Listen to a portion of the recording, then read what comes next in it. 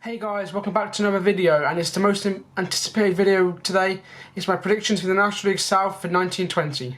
So in my opinion, this is one of the most toughest and unpredictable leagues to predict, especially this season. There's a lot of good teams coming up as well. A lot of teams that have come down looking to go straight back up, so it's going to be really tough. I'm probably going to get a lot wrong like I did last season, so don't hate me, it's only my opinion as well. Leave your thoughts on your predictions down below as well. So without further ado, let's get straight into the table. So I'm going to start off with the two teams that I think are going to be going down from the National League South this season, going to be relegated.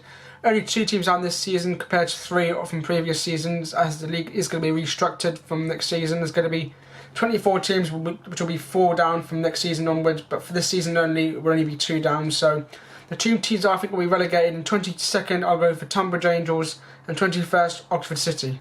To start off with Tunbridge in 22nd, I just don't think that they've got enough firepower, enough strength, especially the signings they made. I don't think they've been strong enough to prove that they're going to be able to stay up, and there's a lot of their fans think they could be in for a bit of a struggle as well. So obviously they signed Ryan Brave from us, but I don't think he's a good signing, but I don't think he's good enough to keep them up because he was dodgy for us last season, even though he's young, got potential. Although they have managed to keep some of the core of their players that they did go and get promoted last season, like Joe Turner and Sonny Miles. Sonny Miles is actually quite experienced at National South level because he's been with them for a while.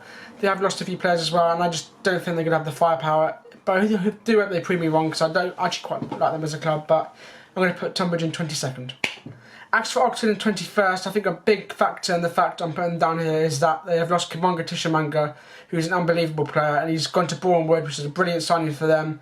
He was their goal scorer last season. He was a big player for them, and he did carry them a little bit as well throughout last season, and him losing is a big loss for them. And the fact they did struggle towards the end of last season as well, makes me think that they could struggle a lot towards in this season as well, and they could see him go down. As well as that, they were going to be prepared for moving into the National League North, although that was abrupted when Gateshead were demoted, meaning they had to be moved back.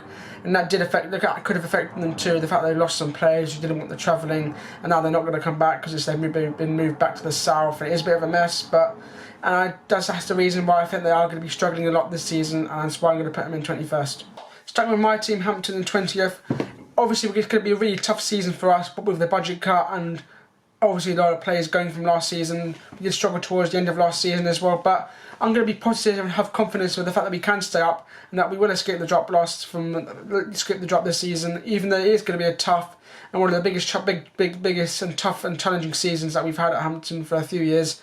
I think Gary, I've got full confidence in him and the players that we've signed that we can do it. Pre-season's been dodgy, but again, it's pre-season, doesn't matter a lot. Obviously, the Cheshire game was really disappointing, but I think we will have what it takes to stay up and have enough firepower and going forward, especially like to James Ewington and Sam Deadfield. They've looked good in pre-season, as well as some trialists like Tanner Leithwaite and Claudio Fusi. They've looked good as well, so I think we are going to stay up and I've got full confidence that we can. Moving on to Concord in 19th, they've had their squad completely dismantled by Hemel, who Sammy Moore, who's the manager there now, has gone from Concord. He's taken pretty much the entire squad, including Alex Ward, who was their top scorer last season. He was an incredible player, as is Jack Midson, who was really prolific as well. So I think Concord could be in for a really tough season. They've not kept many players. They've appointed a manager from inside the club, and it looks like it could be a season of tough struggle for them. I think they will have enough to avoid the drop though, despite this.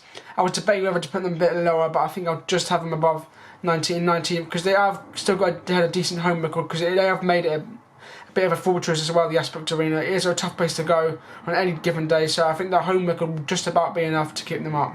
In 18th place, I've gone with Chippenham Town, and I think they did struggle a lot towards the end of the last season. I believe at the end of the season they were the team in the worst form, so I think they could be in it for a little bit of a tough run this season. Nat Jarvis they managed to keep, though. He's a really good player. He was a top scorer. He's really prolific as well, so he could be good for them. Their goals, I think, will be enough for them to stay up this season. This is why I've put them in 18th and not any lower. They've managed to keep the same squad as last season, and I think they will finish in the sort of similar lower mid-table position, as that's where they're sort of aiming for. That's what they sort of tend to finish now. So yeah, Chippenham in 18th, not much to say other than what I have. In 17th place, I've gone with Hungerford Town. They have strengthened a lot from last season, and they are going to be in for a much easier run this season, I think, instead of being in the relegation battle that they have the last 2 seasons. They've made a lot of good new signings. They've strengthened as well, and the manager there, Ian Herring, is quite underrated. He's done a brilliant job there, keeping them up, because they're arguably the smallest club in the league with the smallest ground as well. And the fact that he's keeping them up is he's doing a remarkable job, and I think he will continue. I think they will push up into 17th from last season. Bit of improvement on last season, and yeah, they're doing really well. Hungerford punching above their weight, and they could be going even further in the years as well. Who knows? In 16th, I've gone with Weymouth, the second of the league promoted sides, and it might be being a bit harsh here. I think they could possibly be finishing higher. They've got a really decent squad, although they have lost top scorer Brandon Goodship, who's gone to Southend, which was a majority of their goals last season. Despite this, I think they will be having enough to stay up, because they've got a good following behind them. Got over 1,000 every week in last year in the tier below, which is really good for that level. And it's a really good ground as well. They make it make a bit of a fortress, make it a tough place to be and tough place to go. So I think Weymouth will be a side to be reckoned with, and they could be a bit of a dark horse as well, because I think 15th place I've gone with Wealdstone, a bit of a downgrade on last season, where they obviously got to the playoff semi-final, lost to Woking obviously after being 2-0 up. But I'm going to go for a bit of a downgrade on last season. They've lost a few of their players, but they have managed to keep up with some of them. Obviously, manager Bobby Wilkinson did leave in the closed season. They've appointed Dean Brennan, who I'm not too sure about. Obviously, brilliantly well at Hemel, was with Billericay very briefly and left, obviously, with the fiasco last season with Glenn Templin and what have you. He then went to Kingstonian and was there for about a month and didn't win any games, I believe. So I'm undecided on Dean Brennan as a Wilson manager. I'm not sure what he can offer them. I'll have to wait until the season starts, I guess, but I'm going to go for Wilson 15th for the time being. In 14th, I'm going to go for last season's beaten playoff finalists, it's Welling United. Welling too have had a tough summer with manager Steve King resigning a few days after the loss in the playoff final. The manager has been appointed as Mark Goldberg, who's also the owner and chairman, so Welling also going full time now, I believe, so good luck to them with that. And I'm going to put them in 14th there, however, because they have lost a lot of their key players. For example, Brendan Kindle has made a step up to the National League to join Harrogate Town, so good luck to him, because he was a really good player at Hampton too, and they've lost a lot of their good players as well. So I think Welling could be in a bit of a slightly less promising season than last. 14th, I'm going to go with a solid mid-table finish-ish for Welling. They'll be happy with that, especially after the troubles they've had in the summer. So all the best to them, but I think 14th as well they'll finish this season. Before I move on to why I put St Albans in 13th, I want to make a point and just talk about the fact that they're charging £18, 18 quid for entry for adults at this level, which is farcical. It's too much money. No more than 15 should be enough for this level, because I believe Hampton we charge 13 or 12. Even then, that 18 is just farcical, and there could be a decrease in the crowd at St Albans this season. That may be as well a factor of why I'm putting them in 13. So I put St Albans in 13 because they did end the season with a bit of a blow, losing 4-0 to Champions Torquay after they could have gone to the playoffs, St Albans, but it's just they did have a bit of a thin squad as well. They've relied a lot on loanees, and I believe David Moyer has since left and joined Hamilton in Scotland, obviously. So I think St Albans could be feeling a little bit of a decrease this season on last season, getting to the playoff, just missing out on the playoffs that they have done last 3 seasons as well. But I think St Albans this time will have a little bit of a decreased time in the league and just not do as well this season. In 12th, I put Braintree Town, recently come down from the National League. Had a massive clear out in the summer. Danny Searle is the new manager, who was formerly at Concord Rangers, and they had to have a brand new fresh squad who's unproven at this level. So I think it will take some time to adjust into the league. They'll spend a few seasons in this league and hopefully put a promotion charge together. Obviously, Braintree did beat us in the playoff final Hampton a few seasons back, which was gutting, and very unfortunate day, a very depressing day as well, as you said. But they're back now. We were hoping to get our revenge on them this season. I think they'll finish 12th, a solid mid-table finish for them, which I'll probably be happy with this time, because it will be a lot tougher for them this year with a brand new fresh squad. In 11th, I've got the final newly promoted team, it's Dorking Wanderers, and I put them the highest in 11th. And they have got a lot of money behind them. Mark White, he's the chairman and manager. He's chairman and manager, so he's spending a lot of money. The most profile signing, in my opinion, they made is Jake Gallagher from Aldershot, which is an incredible signing. He was starting for them in the National League. It was really quality for Aldershot as well, and that's a really big signing for Dorking. And I think they will be putting a strong playoff push together, and I won't be surprised even if they do get in the playoffs, because It's really tight to score the playoff race this season. There's so many good teams, but I'm going to put Dorking 11th. I just don't feel they have that quality like the other teams that I've got ahead of them and going into the playoffs. That will see them get into the playoffs. So I think Dorking will finish 11th, but I'm sure they'll be happy with that in their first season in National South. They're a very new club as well, only founded in 1999, so they'll be happy with it, I suppose, but they also will be wanting to get out of this league as soon as possible because they're a very ambitious club as well. In 10th place I've got Slough Town, and I think they will be putting a lot together, a lot more of a stronger case of getting to the playoff this season. Obviously, they could have gone into the playoffs in the last day, but it was a bit out of their hand. It was really unrealistic. So I think this season, however, they will put a lot more of a stronger charge. But like similar to Dorking, I just think the teams that are above them and go actually in the playoffs, will have that more upper quality and just have more confidence in front of God, have the bottle in the end just to get into the playoffs and show that they can do it. Like with Dorking, though, I won't be surprised if they do get into the playoffs. I just think the teams above them will have the upper quality and just get ahead of them and just sneak in. In 9th place, and just missing out along with the team above them, I've got Dartford. In 9th place, like I said, they obviously had a bit of a damper end to the season. They had an atrocious run of form, losing to teams in the lower end of the table like Western Premier Truro, only drawing with us at Hampton as well.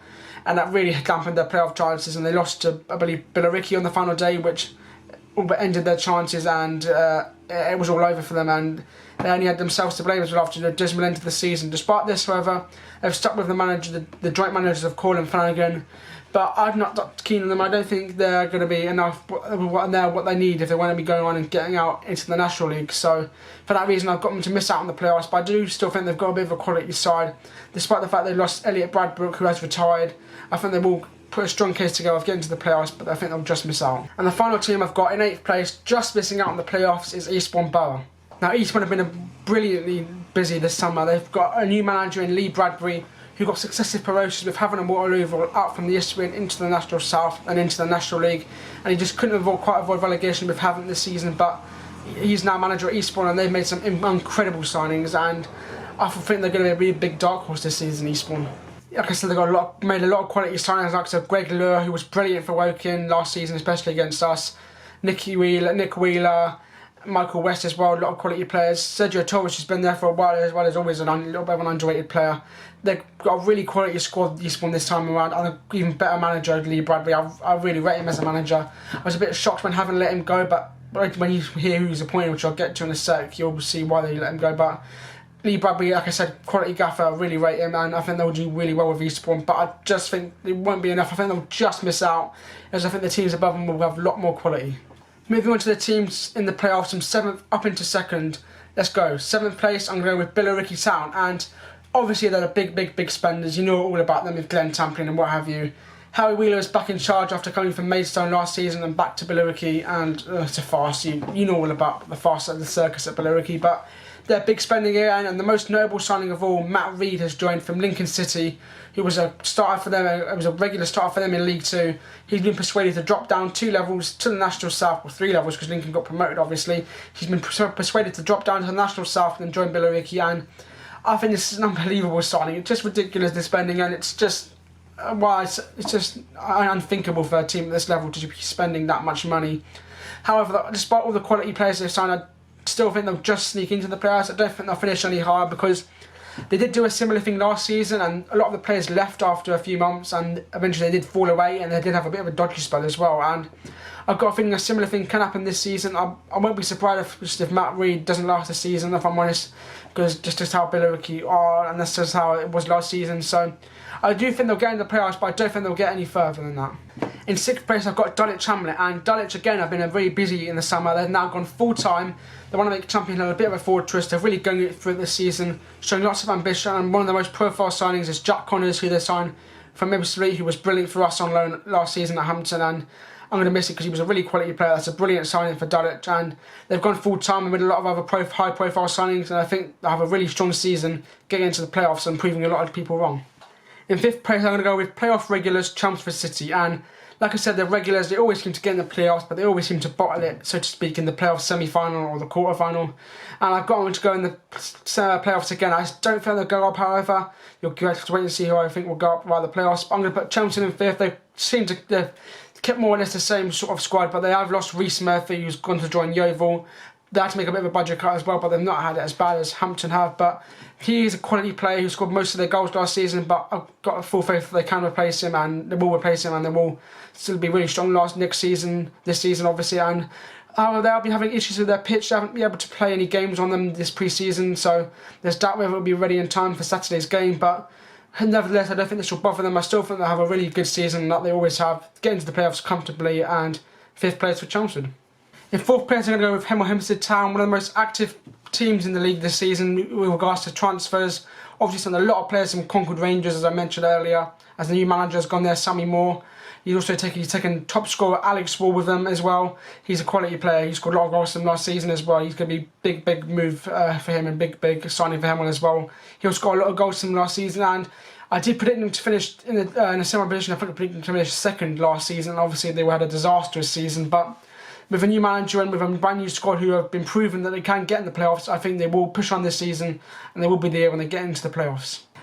In 3rd place, in the team that I think will win the playoff final, is Maidstone United. So they've obviously just come down from the National League above, and they'll be desperate to get straight back up again. And this is why I think they will. They've signed a lot of quality players. George Elokobi is one to mention, who's been appointed their captain straight away as well. He's got a lot of experience in the Football League. He's an absolute tank at the back. He's a really beast of a centre-back. Played a lot of times for Orient as well, as Aldershot was at last season as well, and couldn't quite keep them up, but he's still a really good player. He was brilliant in the Football League as well. And they've also got Clovis Camjo, who's always been a decent player. He's at St Albans as well, I believe. Jake Embry, the manager, keep, who's a decent young prospect, and Jonathan Edwards is also a decent player as well. And as well as that, they've got, I believe, John Still is the director of football, or a director of football. He's there, so he's a really good man to have. He's a really experienced man in the Football League and National League, and keeping him was big, I think, to getting them up. They've got Hakan Hayran as their manager, who was dodgy as Braintree manager, but with John Still as a director of football, I believe this as well. There, I think they'll have a really good season, and the supporters will be desperate to get up as well. They've got a really strong, passionate fan base, and for that reason, I think they'll win the playoff final, finish 3rd, and they'll go straight back up to the National League. Now, down to the top 2, only 2 teams left. You can probably guess the 2 teams that are left, but in 2nd place, I'm going to go with Bath City. And even though they've lost one of their players, I believe, I can't remember who it was, they did lose him to Bristol City. He's one of their key players. They have strengthened, they've managed to keep a lot of their other players as well. Ryan Brunt has stayed, he was a really good, strong talisman for them last season, as well as that Ryan Clark in the net is a really tough man to beat. They've also signed 2 players on loan from the Football League. Alex Hartridge has joined on loan from Exeter, and Harry Hamblin from Southampton, both are quality players who I've heard good things out of. And possibly the most important player that they've signed is Tyler Harvey, the former Truro player who left them last season. Truro's top scorer, scored a lot of goals for them, was the reason they didn't go down sooner. He was a brilliant player for them. He has joined Bath City, and I think that's a massive signing for them. Jordan Simpson also, he had a brief loan spell at Hampton last season, didn't quite work out for him, but he's gone on loan to Bath to try and prove that he's a quality player. And I think Bath are in for a really strong season. They've got a really strong squad, and manager Jerry Gill has managed to stay as well. He knows the league well after doing well in it last season, and they were unfortunate to lose to Wilson the way they did, but I think they will be looking to bounce back this season. They're going to finish 2nd. I think they won't quite win the league, but I also think they won't quite win the playoff final either. I think it'll be gutting for them. I think it will be heartbreak for Bath yet again, but I think they're still going to be in for a really strong season, and I think they're going to finish 2nd. In 1st place, you can probably guess who it is now. It's going to be Havant and Waterlooville, who I predict will finish 1st, and they have been without doubt the story of the summer in the National League South. Paul Doswell, former Sutton manager, who was done brilliantly with them. He announced he was resigning as Sutton manager late last season. He was then appointed Havant manager, and I instantly thought, oh wow, this is a statement of intent. They're going to go straight back up, aren't they? And what followed was the signings they made, which were nothing short of magnificent. They've signed pretty much the entire squad from Sutton. Ross Warner has joined, who was a brilliant goalkeeper for them. Obviously a lot of them have played in the FA Cup run they had a few seasons ago as well. Anthony Straker, who joined from Bath, he was a brilliant player for them. Sam Magri is really experienced, he's also a Maltese international. Wes Fogden's played at this level, Andy Drury has. Danny Kedwell is the main one who was at AFC Wimbledon for a long time, and he's left AFC to join Havant. Brilliant selling that. Nicky Bailey, Rory Deacon, the list goes on. Alfie Rutherford's also come back as well, so I think it's clear to see that Havant are going to be the runaway favourites, and this is the reason why I think they will win the league. I think they will do it really convincingly as well, and they've got to be looking to be going up. Otherwise, this will be a bit embarrassing if they don't, because they've signed a lot of quality players. They've all set it up for them to go up, and all they've got to do is actually do it and prove that they can go up now. And It's going to be. I think it's pretty obvious for me, in my opinion, that they will go up because they are a class above the other teams in terms of the signings they've made, and the manager, as well as one of the most experienced at this level, is one of the most experienced in non-league as well. Paul Doswell, cracking manager, and I fully expect Cavan to win the league this season. That could about sum it up for my predictions in this video from the National League South. As always, like I said at the beginning, don't give me any hate. Obviously, it's just my opinion. Don't be offended. Leave your predictions down below as well. I'd be really interested and curious to see your predictions. If you want to see any other predictions from me from any other league, from the Premier League, Championship, League 1, League 2, for example, leave them down below because I have done them. I was debating whether or not to do a video on them as well. If you want me to see a video, do a video on them, then let me know down below. Like I said, leave your thoughts on your predictions down below as well. If you like this video, drop it a like, share it with your mates, it'll be really appreciated. Subscribe if you're new, turn the notifications on, and I'll see you for my next video very, very soon.